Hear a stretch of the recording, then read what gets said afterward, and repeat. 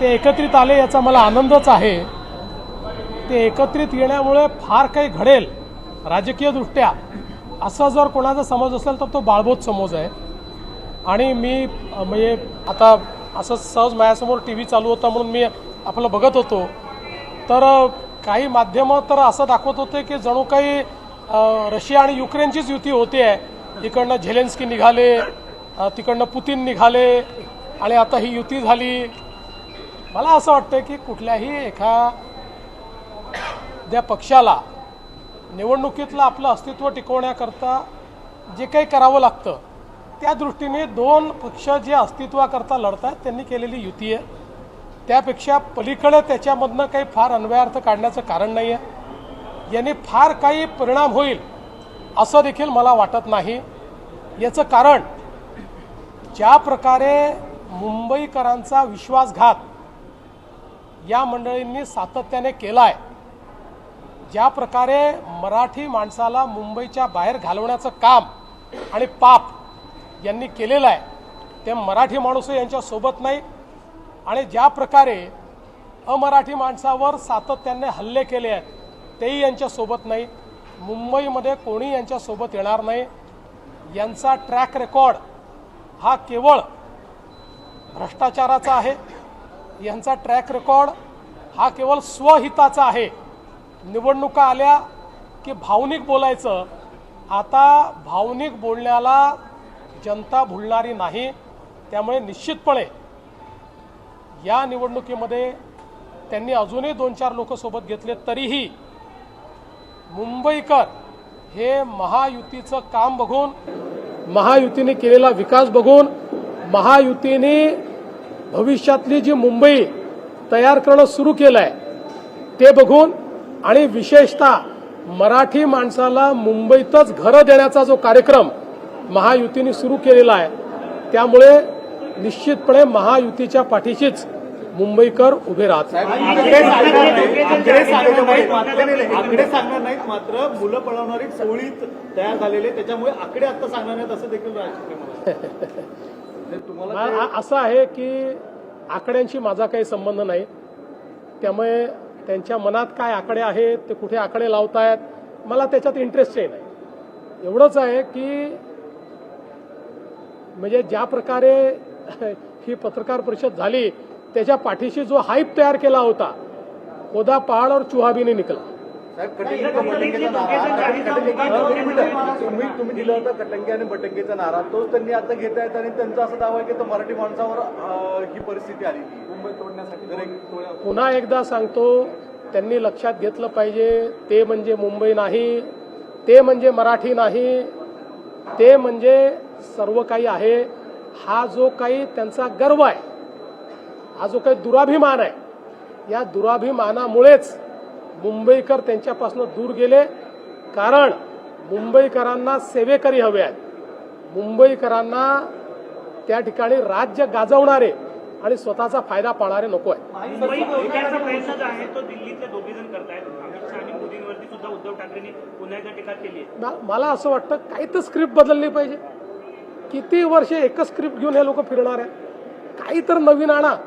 आणि जसं मी सांगितलं, मी तर मागच्या वेळेसच घोषणा केली होती, उद्धवजींनी विकासावर बोललं तर 1000 रुपये मी देईन, पण अजून माझे 1000 रुपये वाचले आहेत, अजून विकासाचा एकही गोष्ट ते बोलत नाहीत। आता ही निवडणूक विकासाची, मुंबईकराच्या हिताची निवडणूक आहे, त्याच्यावर ते एक शब्द बोलू शकत नाही। त्यांना 25 वर्षाचा हिशोब द्यावा लागेल, मिठी नदीतला हिशोब द्यावा लागेल, मराठी माणसाच्या घराचा हिशोब द्यावा लागेल, देऊ नाही शकत। संपलेल्या पक्षावर आम्ही कधी बोलणार नाही, संपलेल्या पक्षावर आम्ही बोलणार नाही असं म्हणणाऱ्यांना आता त्याच पक्षासोबत युती करावी लागली। 20 वर्ष एकमेकांकडे गेले नाहीत, भावनिक आवाज म्हणतायत, मराठी म्हणतायत, एकंदरीत सगळं कसं बघतायत? मुळात तुम्हाला क्रेडिट पण तेच देतात की तुम्हीच एकत्र आहात। बघा, आमच्या नवनाथ बदनी परवाच याचं अतिशय सुंदर विश्लेषण केलेलं आहे। हा भीती संगम आहे, हा प्रीती संगम नाही। दुसरीकडे जुने व्हिडिओ आहेत, त्या जुन्या व्हिडिओचे जे व्हिडिओ आहेत तुमचा सुद्धा म्हणतात तुमचा पण एक व्हिडिओ आहे की व्हिडिओ तुमचा आहे असं आहे। व्हिडिओ तर काही तयार करता येतात, पण एक गोष्ट स्पष्टपणे सांगतो, अख्ख्या दुनियेला माहिती आहे देवेंद्र फडणवीस पैदाच हिंदुत्ववादी झाला हिंदुत्वात पैदा झाला आणि हिंदुत्वातच मरेल. फक्त मतांकरता भगवी शाल घालणारे आम्ही नाही. फक्त मतांच्या करता रोज मत बदलणारे आम्ही लोक नाही. आम्ही हिंदुत्ववादी कालही होतो, आजही आहोत आणि उद्याही राहू. आमचं हिंदुत्व जनतेने पाहिलेलं आहे आणि त्यांना ते मान्य आहे. शरद पवार देखील आता मुंबईकर म्हणा असं देखील आता सुरू झालेला पाहायला मिळतं. गेल्या काही आजच्या वर्षांपासून प्रेसमधून जवळपास दिसून येतं की परप्रांतीयांना प्रत्यक्षरित्या मराठीचा बाहुला मला आनंद आहे. किमान निवडणुकीत मत मिळवण्याकरता तरी आता त्यांनी आपलं मत बदललेलं आहे. नेहमीप्रमाणे पलटी मारलेली आहे, पण ही जी मारलेली पलटी आहे ती सुखावं आहे. त्यामुळे त्याच्यात त्यांनी तसंच राहावं. उद्या पुन्हा त्याच्यात बदलू नये. पण शेवटी जुनी पापं तर आहेत ना, ती लोकांनी बघितलेली आहेत. जुनी पापं धुता येणार नाहीत. खास करून नितेश राणे किंवा असे मंत्री हिंदुत्ववादीकडे सगळी भूमिका घेऊन कुठेतरी ह्या सगळ्यांना पोलराईज करतायत आणि यामुळेच भाजपला फायदा होईल असं देखील एकत्रित म्हणून त्यांनी सांगितलं. असं आहे, मुंबई आणि महाराष्ट्र हा हिंदुत्ववादीच आहे. जे जे लोक हिंदुत्ववादापासनं फारकत घेतील, जे जे लोक त्या ठिकाणी लांगुल चालन करतील, त्यांची काय अवस्था होते हे विधानसभेच्या निवडणुकीत त्यांनी बघितलेलं आहे. आम्ही हिंदुत्ववादी होतो आणि आहोत. आम्ही संकुचित नाही आहोत. आमचा हिंदुत्ववाद हा केवळ पूजा पद्धतीवर आधारित हिंदुत्ववाद नाही आहे. तो भारतीय जीवन पद्धतीवर आधारित आमचा हिंदुत्ववाद आहे. या भारतीय जीवन पद्धतीला स्वीकारणारा, भारतीय समाजाची, हिंदू समाजाची जी मानकं आहेत त्यांना जो मानतो, प्रभू श्रीराम हे केवळ देव नाहीत, हे आमच्या संस्कृतीचं मानक आहे. त्यामुळे जर प्रभू श्रीरामांना कोणी मानत असेल तर त्याची जात धर्म आम्ही पाळणार नाही, त्याला आम्ही सोबत घेतलेला आहे. आमचं हिंदुत्व व्यापक आहे, पण आम्ही हिंदुत्व सोडणार नाही, सोडलं नाही. त्यामुळे पलटी मारणाऱ्यांनी आम्हाला सांगू नये. राज और उद्धव एक साथ आए हैं और ये कह रहे हैं कि बीएमसी में घोषणा होणार आहे कारण मुंबई आणि महाराष्ट्र आणि मुळात त्याची आकडेवारी क्लिअर येणार आहे का स्पष्ट? आमची युती अंतिम टप्प्यात आहे. लवकरच आम्ही त्याची घोषणा करू. राज और उद्धव एक साथ आए हैं सर, कह रहे हैं कि बीएमसी में इस बार वो इतिहास बनाएंगे. किस तरह से देखते हैं आप? देखिए, हाइप तो ऐसे क्रिएट की जा रही है मानो रशिया और यूक्रेन ही साथ में आ गया और ज़ेलेंस्की और पुतिन बात कर रहे हैं. इस प्रकार की हाइप. दो पार्टियां जो अपना अस्तित्व खोज रही है, जिन्होंने अपना अस्तित्व गंवा दिया है, जिन्होंने बार बार भूमिकाएं बदलकर लोगों के बीच अपने बारे में अविश्वास पैदा किया है, जिन्होंने तुष्टीकरण की नीति को अपनाकर एक प्रकार से अपना वोट बैंक खो दिया है, ऐसी दो पार्टियां साथ में आई है. तो उनके साथ में आने से कौन सा फर्क पड़ने वाला है? ये तो दोनों अपना अस्तित्व बचाने के लिए साथ में आए हैं. अस्तित्व बचाने के लिए साथ में आकर कोई चुनाव नहीं जीता जाता. जो मुंबई के लोग हैं उन्होंने हमारा विकास का काम देखा है. मुंबई के लोगों ने, हमने किया हुआ परिवर्तन देखा है.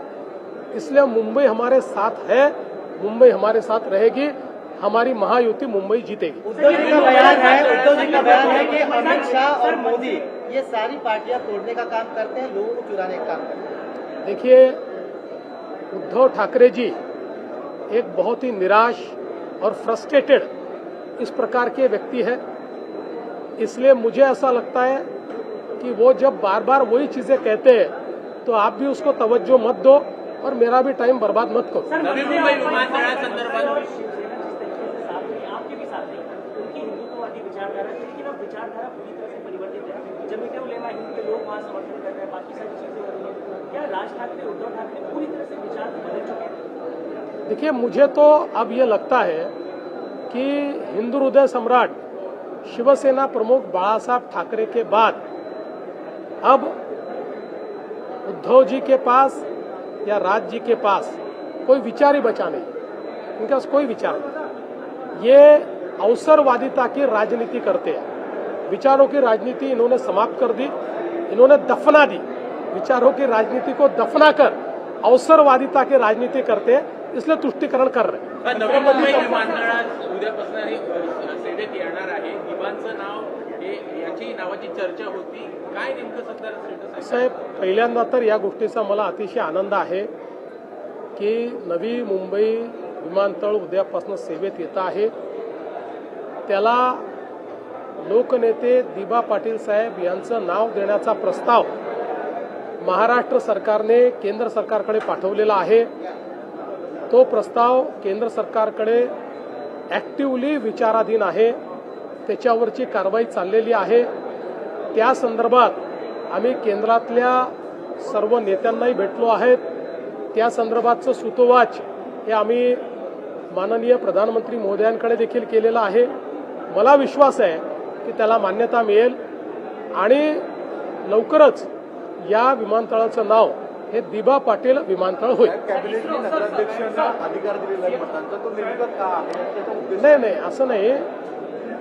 मुळामध्ये एक कायद्यामध्ये त्रुटी अशी राहिली होती, एखादा व्यक्ती हा नगराध्यक्ष म्हणून निवडून आला आणि नगरसेवक म्हणूनही निवडून आला तर त्याला एक पद सोडावं लागत होतं. त्यामुळे आज असा निर्णय करण्यात आला आहे की तो नगराध्यक्ष आणि नगरसेवक दोन्ही राहू शकतो, पण त्याला मात्र एकाच मताचा अधिकार असेल. तो दोन व्यक्ती म्हणून राहणार नाही. नगरसेवक म्हणूनच तो मतदान करू शकेल. अर्थातच समजा समसमान मतं आले तर कास्टिंग वोट हे अध्यक्षालाच असतं.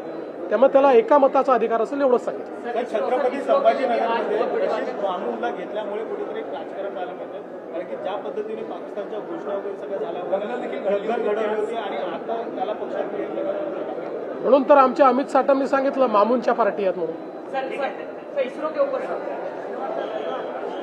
तर ठाकरे बंधूंच्या युतीच्या संदर्भात आता मुख्यमंत्री फडणवीसांनी भाष्य केलेलं आहे. दोन्ही पक्ष हे स्वतःचं अस्तित्व टिकवून धरण्यासाठी ही युती करतायत असं त्यांनी म्हटलेलं आहे. एबीपी माझा, उघडा डोळे बघा नीट.